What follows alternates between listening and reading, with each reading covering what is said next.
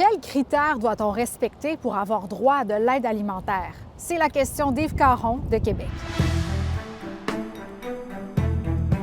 La grande majorité des organismes vont vous demander deux choses. D'abord, une preuve de résidence et une preuve de faible revenu. Donc, dans 95 des cas, on va vous demander ces deux preuves-là.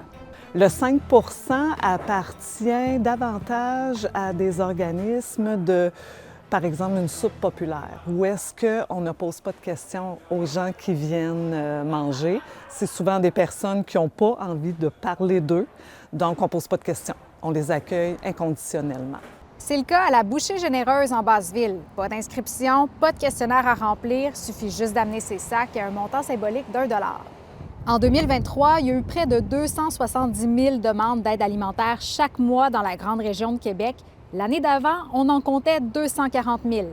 Il y a 30 des gens qui viennent qui ont un revenu qui découle d'un emploi, souvent salaire minimum, et on sait que ça ne sort pas de la pauvreté du salaire minimum. Il y a aussi des bénéficiaires d'aide alimentaire qui vivent des situations exceptionnelles, tout simplement. Et ça, ça peut arriver à tout le monde. Une perte d'emploi rapide, une séparation, la maladie. C'est des gens qui travaillaient, là, que tout allait bien, mais que du jour au lendemain, il y a une situation qui fait que ça ne va plus du tout. Et heureusement, il y a de l'aide. Juste dans la grande région de Québec, il y a 130 organismes qui offrent de l'aide alimentaire. Sauf que tous ces groupes-là ont des missions complètement différentes.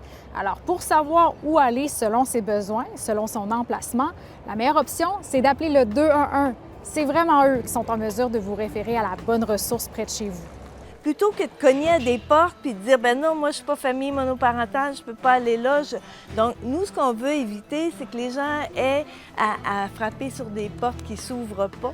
Voilà, si jamais vous avez une question pour nous, n'hésitez surtout pas à nous l'écrire.